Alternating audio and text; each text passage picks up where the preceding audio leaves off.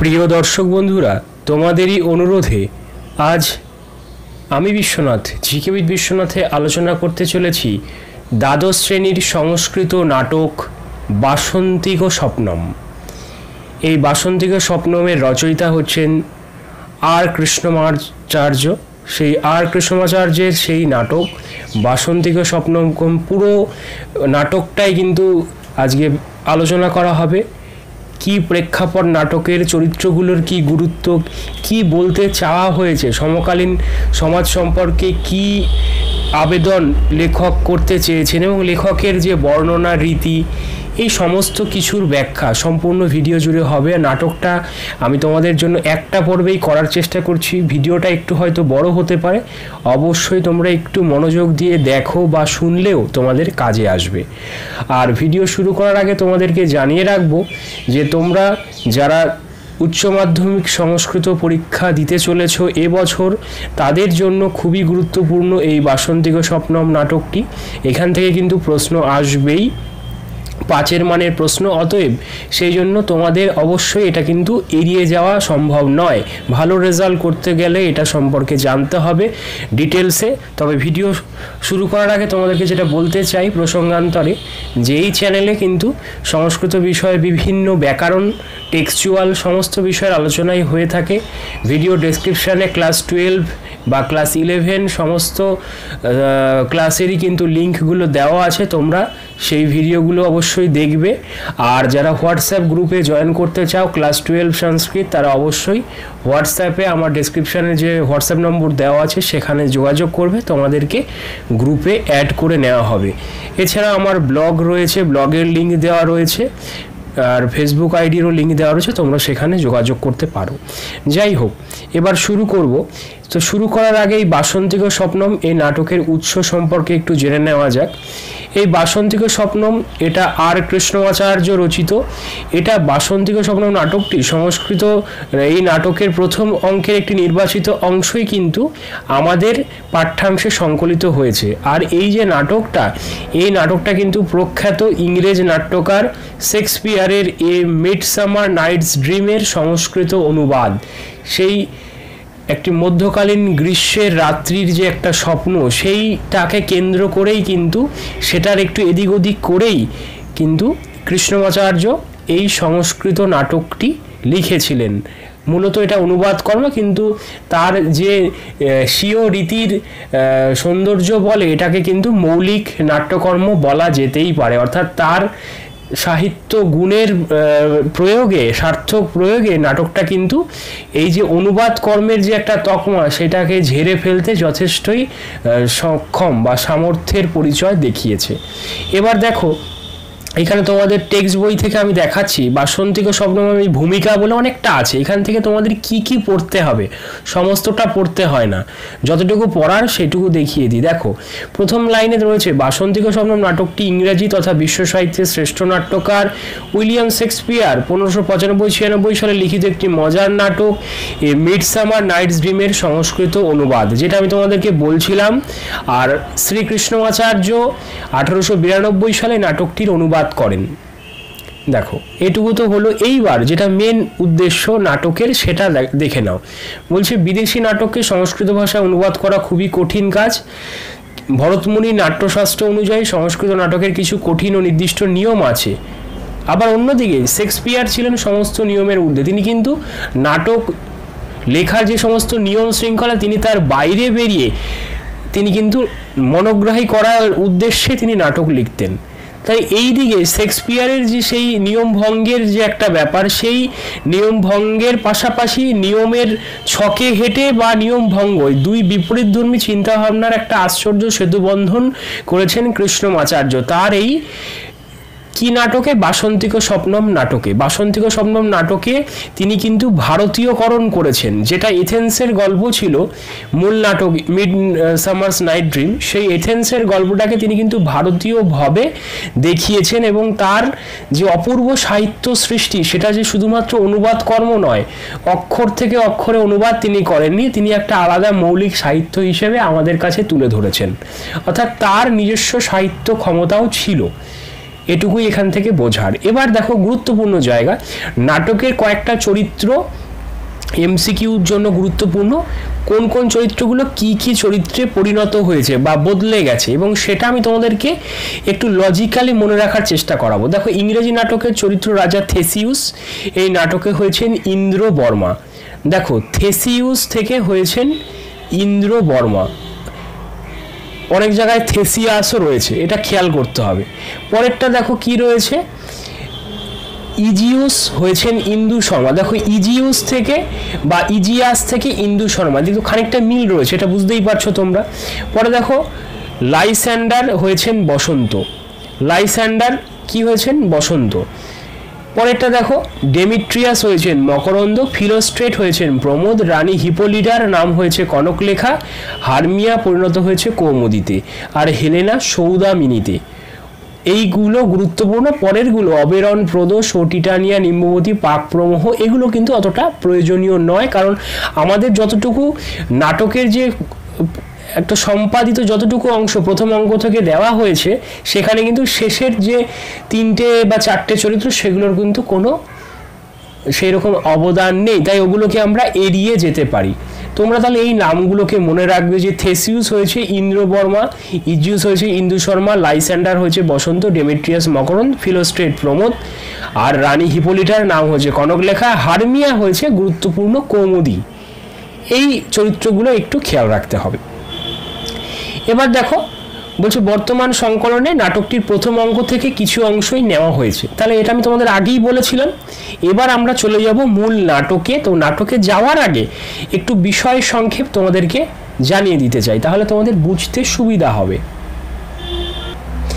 দেখো যে midsummer night dream অবলম্বনে এখানে নাটকটা লেখা হয়েছে, আমি সেটার আর পূর্বসূত্রটা তোমাদেরকে আর সেভাবে বলছি না, কারণ আমাদের যে প্রশ্ন উত্তর যেটা আসবে সেটা আমাদের এই নাটক থেকেই হবে। এইখানে যতটুকু টেক্সট আছে, তাহলে যতটুকু জানা আমাদের প্রয়োজন সেটুকু আমরা আগে জানি।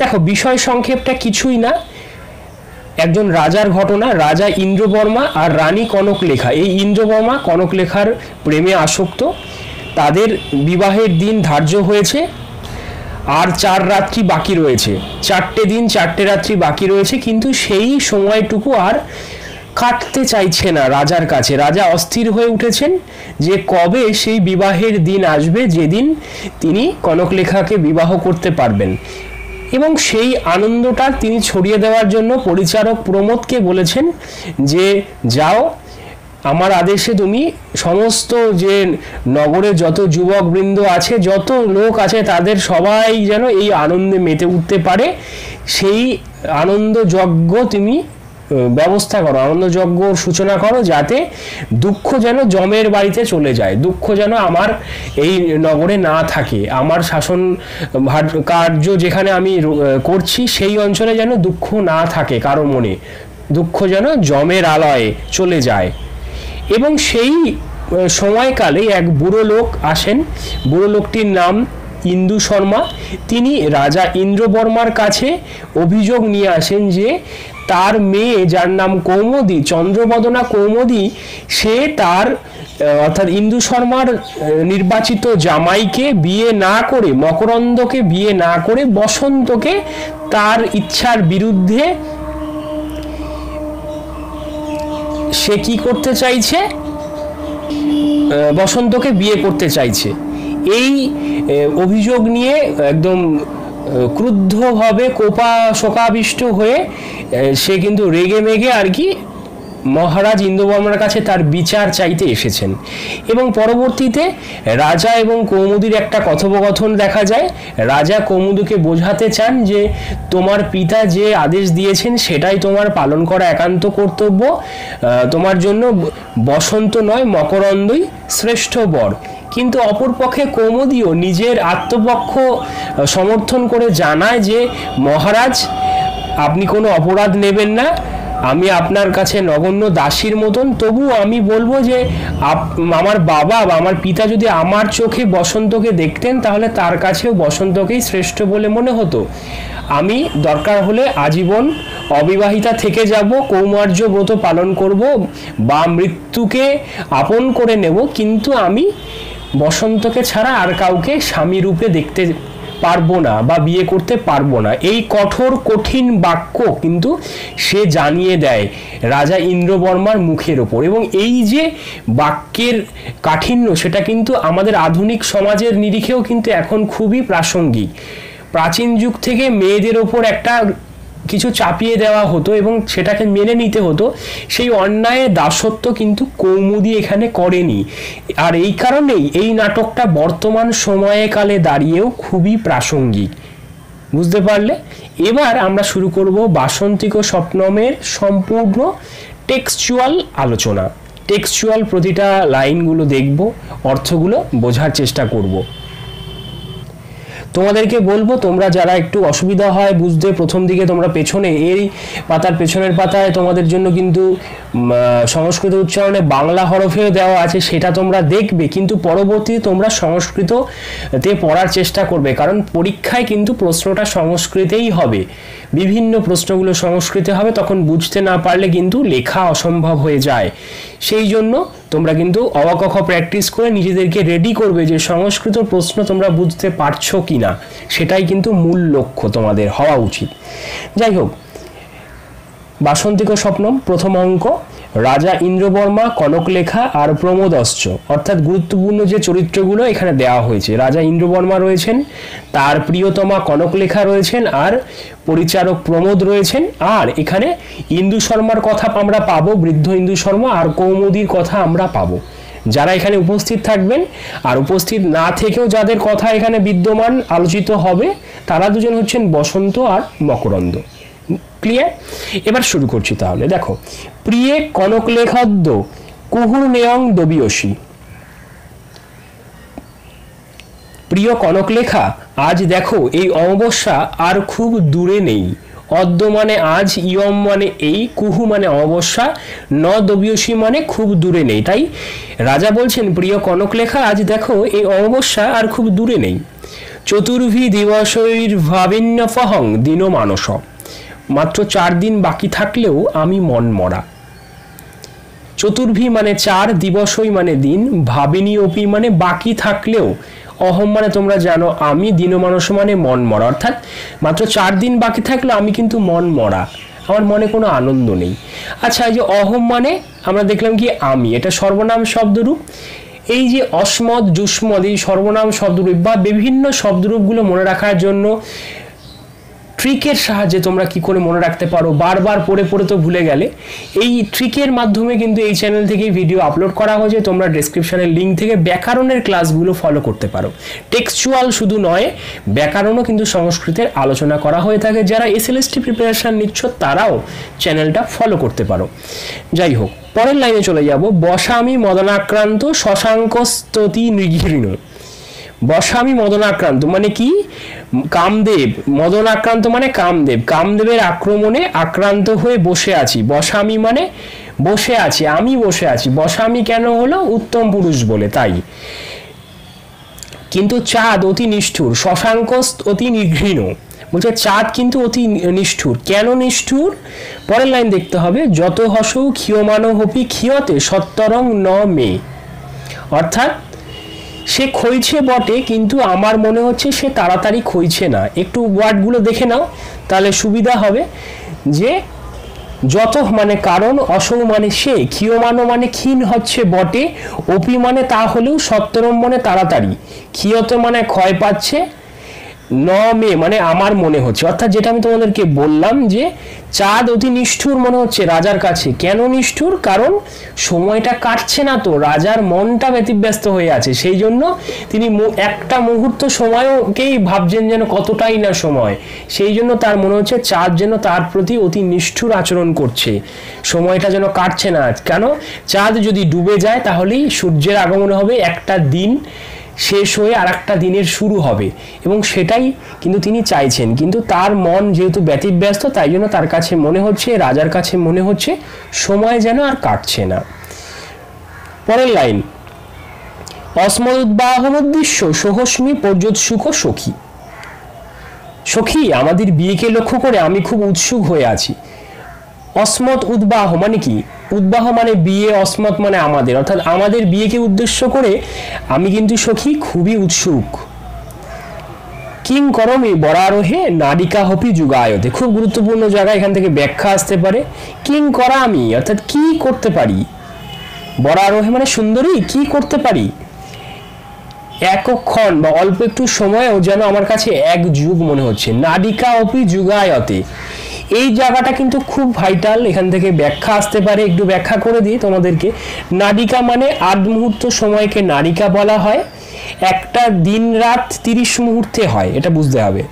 এবং তাহলে দেখবি হিসেব করে 48 মিনিটে হয় 1 মুহূর্ত, আর 1 নারিকা হচ্ছে 24 মিনিট, অর্থাৎ 2 নারিকা সমান 1 মুহূর্ত, অর্থাৎ 1 নারিকা সমান 24 মিনিট সময়। তাই 24 মিনিট সময়ও কিন্তু রাজার কাছে 1 যুগের সমান মনে হচ্ছে। এই নারিকা হবে যুগায়তে, এই ব্যাখ্যাটাও কিন্তু তোমাদের জন্য খুব গুরুত্বপূর্ণ। তারপরে চলে যাব কনক লেখার উক্তিতে। কনক লেখা রাজার এই উক্তির উত্তরে কি জানাচ্ছে?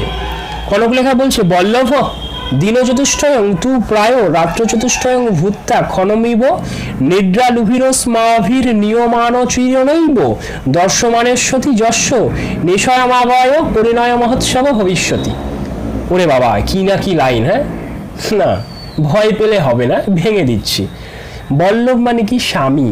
দিন চতুষ্টয় মানে 4 দিন, তু মানে কিন্তু, প্রায় মানে অবশ্যই, রাত্র চতুষ্টয় মানে 4 রাত্রি, ভূত্তা মানে হয়ে যাবে, আর ক্ষণম মানে 1 ক্ষণের, ইব মানে মতো, অস্মাভি মানে আমরা, নিদ্রালুভি মানে স্বপ্নময় হয়ে, নিয়মানম মানে কাটিয়ে ফেলবো, অচিরেণ এবং শীঘ্রই দেখবো আমরা যে অমাবস্যা আনেশ্বতী, অমাবস্যা নিয়ে আসবে। অমাবস্যা কি নিয়ে আসবে? আমাদের সেই বিবাহের রাত্রি, অমাবস্যার অবসানে আমাদের সেই বিবাহের রাত্রি চলে আসবে। কিছু বোঝা গেল না? না, এরকম ভাবে একটু এবার একসাথে বলি, বুঝতে পারবে। কনক লেখা বলছে স্বামী, বল্লভ মানে বলেছিলাম স্বামী, 4 দিন কিন্তু 4 রাত্রি হয়ে যাবে, তারপর স্বপ্ন দেখতে দেখতে আমরা একটা সময় কাটিয়েই ফেলবো সেই 4 দিন, এবং অবিলম্বে অমাবস্যা এনে দেবে, এবং সেই অমাবস্যার রাত্রিতেই আমাদের বিবাহের মহোৎসব, পরিণয় মহোৎসব ভবিষ্যতি। তক্তিমিতি,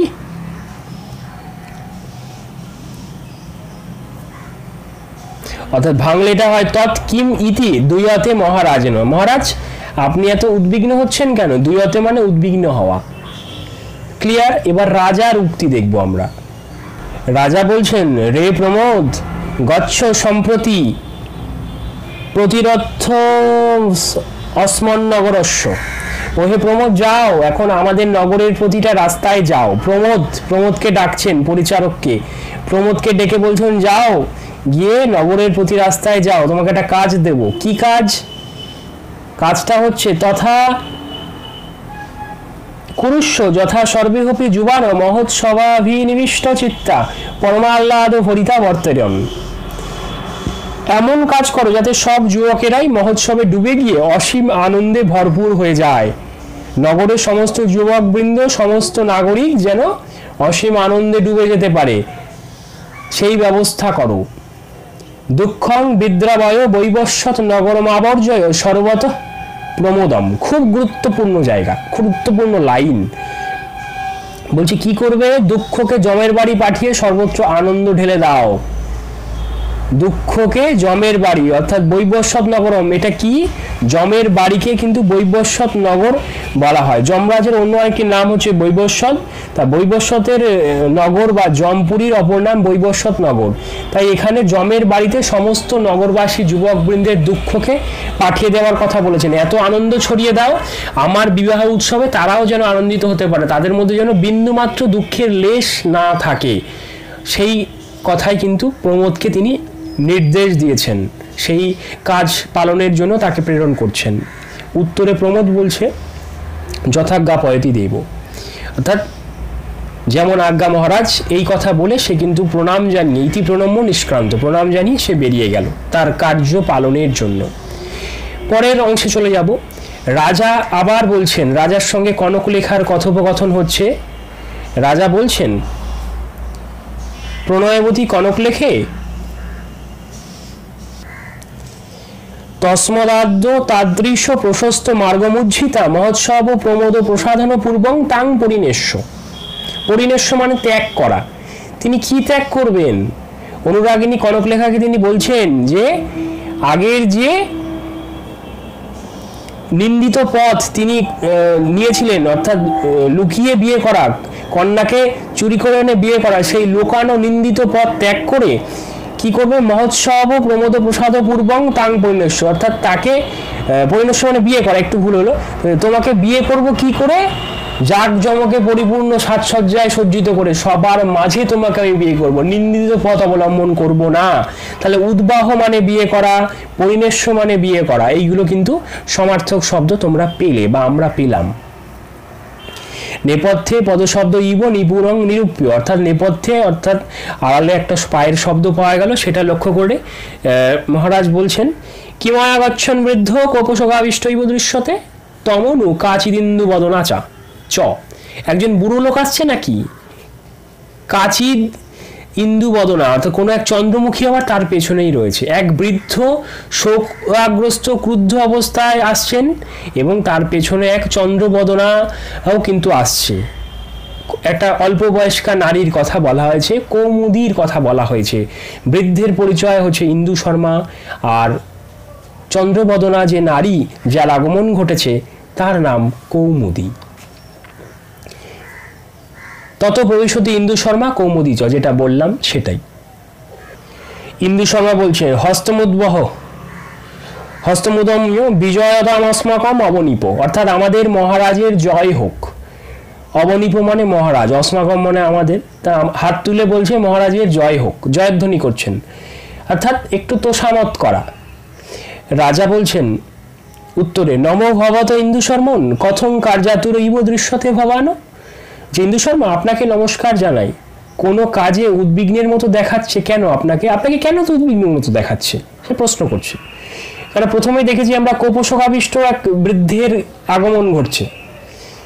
ইন্দু শর্মা জিজ্ঞেস করছেন, বলছেন রাজন্যং মে দুহিতা মদাজ্ঞা মূল্যঙ্ঘয়ে দ্বিতীয় দুঃখিত হহম, অর্থাৎ রাজন আমার এই মেয়ে আমার আদেশ অমান্য করছে, তাই আমি অত্যন্ত দুঃখিত। মহারাজ দিয়তাং দয়াদ্যং চিত্তম, মহারাজ আমার প্রতি আপনি সদয় হন। যাবদীয়ং বরাকি মকরন্দ মুপজম্য মন মতানুবর্ততে তাবদস্মদেশাচার মনুসৃত্য পিত্রাজ্ঞাহি বর্তি নহ পদস্য জবানদণ্ড বিহিতস্তাবন্ত মেষা হনুভবিত্তি তাজ্ঞাং দত্তাহ মনুগ্রহ পক্ষে গণিতব্য ইতি প্রার্থয়। অনেক বড় লাইন, ভেঙে দিচ্ছি, অসুবিধা নেই। বলছে রাজন আমার এই মেয়ে আমাকে অমান্য করছে, আমি দুঃখিত, আপনি আমার প্রতি সদয় হন। তারপর থেকে আমরা দেখব যাবদীয়ং বরাকি, বরাকি মানে পাজি মেয়ে। বলছে মহারাজ আমার এই যে মেয়ে, পাজি মেয়েটি মকরন্দ মুপজম্য, মকরন্দকে বিয়ে না করে আমার মত মানছে না। যতক্ষণ মকরন্দকে বিয়ে করছে না ততক্ষণ আমাদের দেশের যে আচার, পিতার আদেশ মান্য করাটাই যে আচার, সেই আচার যদি কেউ না মানে তাহলে যে শাস্তির বিধান করা আছে তা যেন এ পায়, এ ভোগ করে, এই আদেশ দিয়ে আমাকে অনুগৃহীত করুন, এই প্রার্থনা করি। অর্থাৎ পিতা ইন্দু শর্মা তার সাপোর্টের জন্য রাজাকে বলছেন, তার হয়ে ইন্দু শর্মার কথায় কৌমুদী রাজি হয়নি, রাজার কথায় রাজা যেন তার হয়ে মত দেন এবং ইন্দু শর্মার কথায় কৌমুদী যেন বসন্তকে বিয়ে করার ইচ্ছা ত্যাগ করে মকরন্দকে, অর্থাৎ ইন্দু শর্মার পাত্র, যার প্রিয় পাত্র, ইন্দু শর্মার প্রিয় পাত্র, যার সঙ্গে তিনি বিয়ে দিতে চান মেয়ের, তার সঙ্গে যেন সে বিয়ে করে, সেই কথাই কিন্তু রাজাকে সাপোর্ট করতে বলেছে, রাজাকে সাহায্য করতে বলেছে, একটু বোঝাতে বলেছেন। এবং যদি সেটা না করে কৌমুদী তাহলে তার জন্য যে দণ্ড রয়েছে সেই দণ্ডের কথাও কিন্তু স্মরণ করিয়ে দিতে বলছেন। রাজা কিন্তু এবার কৌমুদীকে বলছেন, কৌমুদীং প্রতি কথয় বাসু কিংবা যুক্তং সময় বিরুদ্ধাচরণম। বাসু এটা একটা সম্বোধন, কম বয়সী মেয়েদেরকে বাসু বলে সম্বোধন করা হয়, অল্প বয়স্ক মেয়েদেরকে। সেখানে বাসু বলে সম্বোধন কে কাকে করেছে? মহারাজ কিন্তু এখানে বাসু বলে সম্বোধন করেছেন কাকে? কৌমুদীকে। মহারাজের নাম কি? ইন্দ্র বর্মা। ইন্দু শর্মা নয়, গুলিয়ে ফেলো না, ইন্দু শর্মা বৃদ্ধের নাম, কৌমুদীর বাবার নাম, পিতার নাম। মহারাজ ইন্দ্র বর্মা, তার সখী কনক লেখা। আর এদিকে কৌমুদী পছন্দ করছে বসন্তকে, কিন্তু ইন্দু শর্মা কৌমুদীর পিতা কার সঙ্গে বিয়ে দিতে চায়? মকরন্দকে। মকরন্দের সাথে কৌমুদীর বিয়ে দিতে চায়, আর কৌমুদী চায় বসন্তকে বিয়ে করতে। এই হচ্ছে সমস্যা এক কথায়। তাহলে দেখো কি বলছেন রাজা। কথয় বাসু বলছে কৌমুদীর প্রতি, বলছে যে নিয়মের বিরুদ্ধাচরণ করাটা কি ঠিক? অপিচ রমণীয় অয়ং তরুণস্তে বড় মকরন্দ, বলছে সেই সুন্দর যুবক মকরন্দই তোমার নির্বাচিত যোগ্য বর। কৌমুদী বলছে মহিপতে মহারাজ তথৈব বসন্ত হপি, বলছে মহারাজ বসন্ত তো সেই রকমই, অর্থাৎ সেই রকমই সুন্দর। রাজা বালিকে বসন্ত প্রিয় দর্শন হপি পিতৃপক্ষপাতস্মিন্নতি তব প্রেয়াংস মকরন্দ এব, বলছে বালিকা বসন্ত সুন্দর দেখতে হলেও তোমার বাবার সমর্থন কিন্তু কার ওপর রয়েছে? মকরন্দের ওপর, তাই মকরন্দই তোমার পক্ষে বেশি যোগ্য পাত্র। কৌমুদী উত্তরে বলছে যদি মেয়ে জনক বিক্ষতে মদিক্ষণেনং বসন্তং তদা বহুমানৈষ্যতি স এব মন মানসম, বলছে যদি আমার বাবা আমার দৃষ্টিতে বসন্তকে দেখতেন মদিক্ষণেনং, অর্থাৎ আমার দৃষ্টিতে যদি দেখতেন, তাহলে বসন্তকেও কিন্তু তার পছন্দ হতো। তাহলে আমার মতকে বহু মানৈষ্যতি স এবং মন মানসম, আমার মতকে সে প্রাধান্য দিত, আমার মতকে সে সম্মান করতে পারত। মকরন্দর সঙ্গে বিয়ে না দিয়ে বসন্তর সঙ্গেই আমার বিয়ে দেওয়ার কথা তিনি বলতেন। তিনি আমার মনের কথা বুঝতে পারছেন না। রাজা বলছে, রাজা এবার মানে বোঝানোর চেষ্টা করছে সমানে রাজা এখানে, পরং তদ বিবেচনামাশ্রিত খলু বিক্ষণীয়ং তয়া, বলছে কিন্তু তার বিবেচনার উপর নির্ভর করেই তোমাকে দেখতে হবে, অর্থাৎ পিতার আদেশ পালনীয়, শিরোধার্য, তার আদেশ তোমাকে মানতে হবে, তোমাকে বিবেচনা করতে হবে। কৌমুদী বলছে উত্তরে করুণানিধে ক্ষম্যতাং, আমাকে ক্ষমা করুন। ক্ষমতাং দাসজন স্বয়ং অপরাধ, এই দাসীর অপরাধ ক্ষমা করুন। কি তারপর কি বলছে? ন জানে কেন বা কারণে ন মেয়ে মনুষ্যত্ব দৃশ্য নির্ণয় জাত বিস্তৃতং চ ময়া কিং কর্তব্যম, অর্থাৎ কেন জানি না কোনো কারণে আমার মনে এরকম দৃঢ় সিদ্ধান্তের উদয় হয়েছে যে ভুলেই গেছি মহারাজের কাছে আমার কি করণীয়। আমি আপনার সামনে যে দাঁড়িয়ে আছি, আমাকে ক্ষমা করবেন, আমি কি বলছি আমি আমার মধ্যে এখন আর নেই মহারাজ, এই দাসীকে ক্ষমা করবেন। অর্থাৎ বুদ্ধি করে কৌমুদী কিন্তু নিজের জায়গাটাকে সুদৃঢ় করে নিচ্ছে, নিজের জায়গা সুদৃঢ় করে নিয়ে তার বক্তব্যকে সে পেশ করছে। সে কারো দাসত্ব করতে চায় না, তার মন যাকে স্বামী রূপে গণ্য করছে সে তার গলায় বড়মাল্য দিতে চাইছে, দরকার হলে সে মৃত্যুকেও বরণ করে নেবে, আজীবন কৌমার্য ব্রত কুমারী থেকে যাবে, কিন্তু সে বিয়ে করবে না। বিয়ে করলে বসন্তকে বিয়ে করবে, মকরন্দ পিতার আদেশে মকরন্দকে সে বিয়ে করতে পারবে না। কৌমুদী বলছে করুণানিধি বলল, তারপর রাজা বলছে ওই ভদ্রে দর্শনীয়ং তে বপু অজাত জামং বয়, অর্থাৎ ও ভদ্রা দেখার মতো তোমার শরীর, নতুন বয়স, তোমার বয়সও তো কম, যদি পিতরং নানু বর্তসে তদা শরণং ভবতি মরণ অথবা যাবজ্জীবন পরিণয়া করণম, বলছে যদি বাবার কথা না শোনো তাহলে যাবজ্জীবন মৃত্যুকে বরণ করতে হবে, আর না হলে যাবজ্জীবন পরিণয়া করণম, অর্থাৎ বিয়ে না করেই তোমাকে থাকতে হবে। কি করবে তুমি এখন? এতাদৃশ কুল সমাচার বিরুদ্ধগামিন্না সুফং নাম কথং ভাবে, বলছে এইরকম কুলের বিরুদ্ধাচার করে তুমি কি সুখী হতে পারবে? এসাতে মতির্ন কল্যাণী ন কদাপি সুখাবহ, বলছে তোমার এই বুদ্ধি কখনোই সুখাবহ হবে না, কল্যাণকর হতে পারে না। অত জনকস্য তে আদেশ পালনীয়, তাই তুমি তোমার বাবার আদেশই পালন করো, তোমার বাবার আদেশই পালন করা উচিত। তোমার যদি সুখী হতে চাও তুমি পিতার আদেশ পালন করো। এবার কৌমুদী উত্তরে জানাবে, মহারাজ বসন্তং বিহায় নান্যং পশ্যম, মহারাজ বসুনন্দকে ছাড়া আমি অন্য কাউকে আর দেখতে পাই না, দেখি না, সেই চোখে দেখি না। তদর্থং জীবিতম অপি ত্যাজেয়ম, সেই জন্য আমি প্রাণ বিসর্জন দিতে পারি, দেব দরকার হলে। যাবদায়ু পরিণয়ং বিনাপি বসেয়ম, যতদিন বাঁচবো দরকার হলে আমি বিয়ে না করেই থাকবো। এসো এব নিশ্চয়সাং মন্দভাগিন্যা, বলছি এই মন্দভাগিনীর এটাই সিদ্ধান্ত। আমার ভাগ্য খারাপ, আমি এই সিদ্ধান্তই নিয়েছি যে আমি হয় বিয়ে করলে বসন্তকেই বিয়ে করব, নতুবা আমি বিয়ে করব না। নেপথ্যে মৃদঙ্গ ধ্বনি হচ্ছে এবং শেষ অংশে চলে এসেছি। তোমাদেরকে জানিয়ে রাখবো, যারা ভিডিওটা দেখছো অবশ্যই চ্যানেলটাকে সাবস্ক্রাইব করে নোটিফিকেশান বেলটা অন করে নেবে। এই রকমের ভিডিও এর আগে আমি আর্যাবর্ত বনরম তোমাদের জন্য, বনগতা গুহা, এগুলো কিন্তু অলরেডি ব্যাখ্যা করা হয়ে গেছে, গঙ্গা স্তোত্রম ব্যাখ্যা করা হয়ে গেছে। যাই হোক, কনকলেখা এদিকে বলছেন, রাজন সঙ্গীত শালাভ্যন্তরে বহব অস্মাদ গমনং প্রতীক্ষন্তে, অর্থাৎ কনকলেখা এসে ডাকছেন, রাজন সঙ্গীত ঘরের মধ্যে অনেক লোক আমাদের আসার অপেক্ষায় কিন্তু প্রতীক্ষা করছে, বসে আছে। রাজা কনকলেখাকে উদ্দেশ্য করে বলছে, কে কাকে কি কথা বলছে এটা কিন্তু বুঝতে হবে। রাজা কনকলেখাকে উদ্দেশ্য করে কি বলছেন, বলছে পরং কার্য পরতয়া বিস্তৃত মেতদ সর্বমপি, অর্থাৎ কাজের মধ্যে থাকে আমি তো সবই ভুলে গেছি। ওই কৌমুদী সমগলা ও তরিত গম্য, তাড়াতাড়ি যাচ্ছি। ওই কৌমুদী সমগালোচ্ছ তা তো মেবানুসর নৌচদ ভজ মরণম, অর্থাৎ কি বলছেন এখানে, বলছে যে তুমি দ্রুত চিন্তা করো।